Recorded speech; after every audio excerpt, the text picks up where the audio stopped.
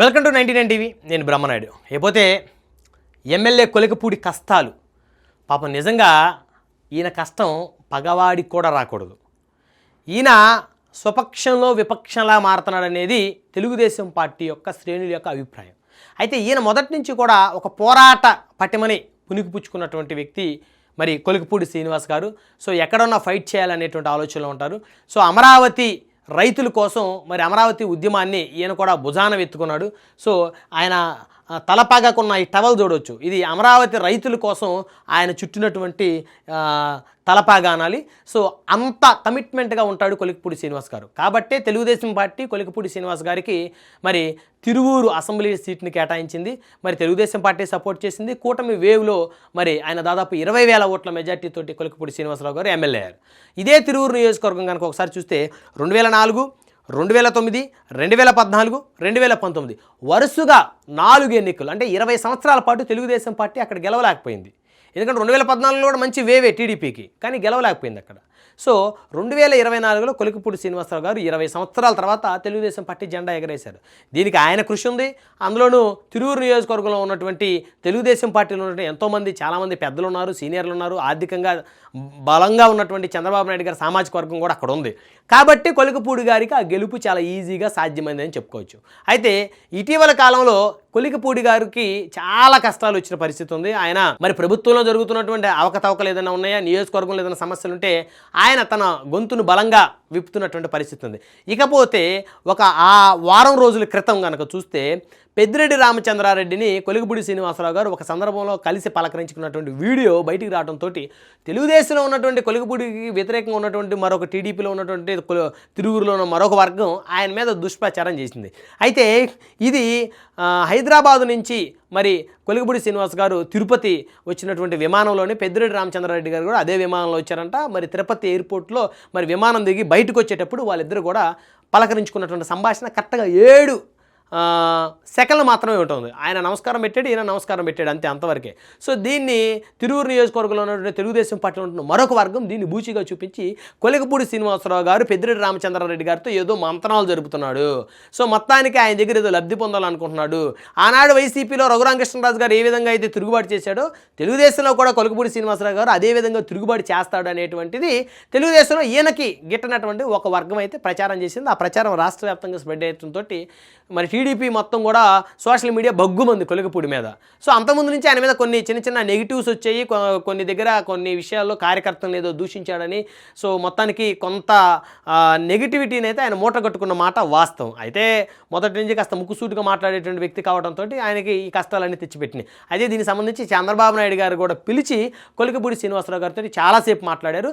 చాలాసేపు మాట్లాడి పెద్దిరెడ్డి రామచంద్రారెడ్డిని ఎందుకు కలవాల్సి వచ్చిందనేది కూడా కొలికపూడి శ్రీనివాసరావు గారు ని చంద్రబాబు నాయుడు గారు అడిగిన సందర్భం ఉంది. ఆయన అడిగినప్పుడు మేము ఎదురు ఒకే విమానంలో హైదరాబాద్ నుంచి తిరుపతి వచ్చామండి.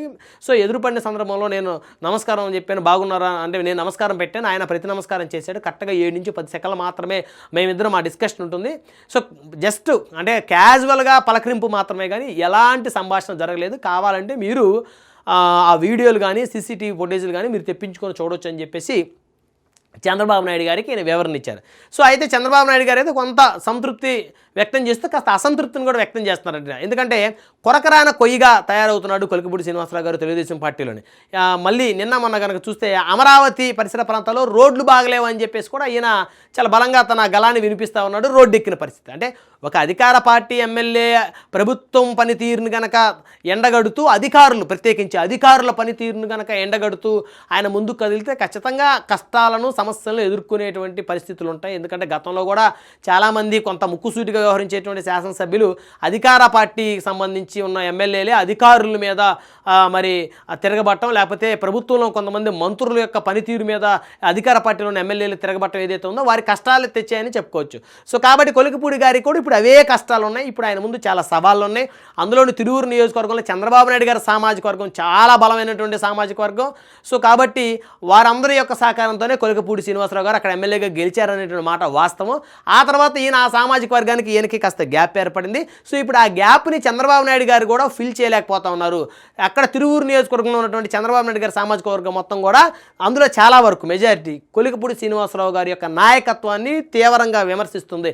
అయితే ఇది కనుక గనక ఇదే విధంగా ముందుకెళ్తే ఖచ్చితంగా తెలుగుదేశం పార్టీ మీద, ఆ సామాజిక వర్గం మీద ఒక బలమైనటువంటి నెగిటివిటీ పబ్లిక్లోకి వెళ్తుంది. ఎందుకంటే ఒక దళితుడైనటువంటి శాసనసభ్యుడి యొక్క ఆధిపత్యాన్ని నియోజకవర్గంలో మీరు ఎందుకు కొనసాగించలేకపోతున్నారు, ఎందుకు మీరు వ్యతిరేకిస్తున్నారు? అదే ఒక అగ్ర సామాజిక వర్గం లేకపోతే మీ సామాజిక వర్గం చెందిన వ్యక్తి ఎమ్మెల్యేగా ఉండి మీ మీద పెత్తనం చేస్తే ఖచ్చితంగా మీరు అణిగిమణిగి ఉండేవారు కదా.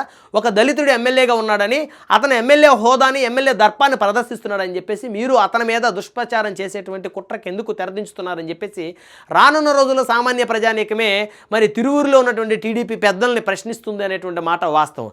అయితే ఏదేమైనప్పుడు కూడా కాస్త చంద్రబాబు నాయుడు గారు గట్టిగానే కొలికపూడి శ్రీనివాసరావు గారిని మందలించినట్లు కూడా తెలుస్తుంది. ఎందుకంటే చిన్న ఇలాంటి అంశాలే రేపొద్దున పెద్ద ఎత్తున మరి పబ్లిక్లో నెగిటివ్గా స్ప్రెడ్ అయ్యే అవకాశం ఉంది. కాబట్టి మీరు దయచేసి కాస్త చూసి వ్యవహరించండి అని చెప్పేసి అయితే కొలికపూడి గారిని చంద్రబాబు నాయుడు గారు కాస్త తలంటిన మాట అయితే వాస్తవం అనేది మనకైతే స్పష్టంగా అర్థమవుతోంది.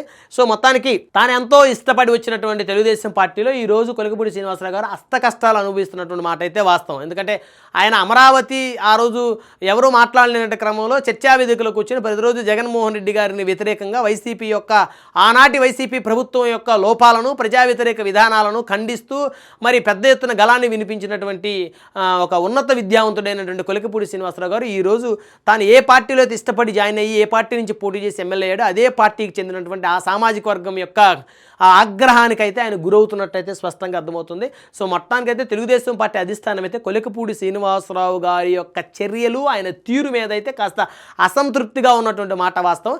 అయితే ఆయన కూడా తన యొక్క పౌరుషాన్ని, పంతాన్ని కాస్త తగ్గించుకొని ముందుకు వెళ్తేనే మాత్రమే అక్కడ ఆయన అడ్జస్ట్ అయ్యే అవకాశం ఉంటుంది. లేకపోతే రానున్న రోజుల్లో కొలికపూడి శ్రీనివాసరావు గారు, తెలుగుదేశం పార్టీ అధిష్టానం వారిద్దరి మధ్య కాస్త గ్యాప్ కనుక పెరిగితే ఖచ్చితంగా మరి ఈయన తిరుగుబాటు చేసేటువంటి ప్రమాదం కూడా ఉంది. ఎందుకంటే బలమైనటువంటి గొంతు ఉంది ఈయనకి, అందులోనూ దళితుడు, బలమైనటువంటి దళిత ఓట్ బ్యాంక్ ఉంది. ఖచ్చితంగా వారు వీరిని సపోర్ట్ చేస్తారు. ఎందుకంటే అమరావతి ఉద్యమం అప్పుడే ఈయన ఎంతోమంది దళితులతోటి పెద్ద ఎత్తున ఉద్యమాలు చేసినటువంటి వ్యక్తి కాబట్టి మరొక రఘురామకృష్ణరాజు గారు ఆ రోజు వైసీపీలో ఆయన ఏ విధంగా అయితే తన గళాన్ని వినిపించాడో అదే విధంగా ఈయన వినిపిస్తాడు అని చెప్పడంలో అయితే ఎలాంటి అతిశయోక్తి లేదు. మొత్తానికైతే తెలుగుదేశం పార్టీకి సంబంధించినటువంటి, టీడీపీకి సంబంధించిన చంద్రబాబు గారి సామాజిక వర్గం యొక్క ఆగ్రహానికి కొలికపూడి శ్రీనివాసరావు గారు అయితే ప్రస్తుతం గురవుతున్నారనే చెప్పుకోవచ్చు. సో ఈయన ఏ పని మొదలుపెట్టినా, ఏ మాట మాట్లాడినా, ఏ నిర్ణయం తీసుకున్నా ప్రతిదీ కూడా ఈయనకి అది నెగిటివ్ అవుతుంది.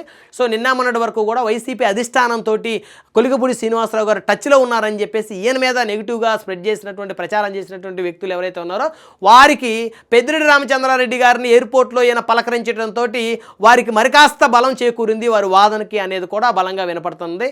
సో మొత్తానికి కొలికపూడి కష్టాలైతే మరి ఈ ప్రభుత్వంలో, ఈ పార్టీలో తీరుతాయో లేదో వేచి చూడాలి. ఇదే విధంగా కనుక ఉంటే ఖచ్చితంగా ఈయన ఏదో ఒక రోజు తెలుగుదేశం పార్టీ నుంచి బయటికి వెళ్ళిపోవడం అయితే ఖాయంగా కనపడుతుంది.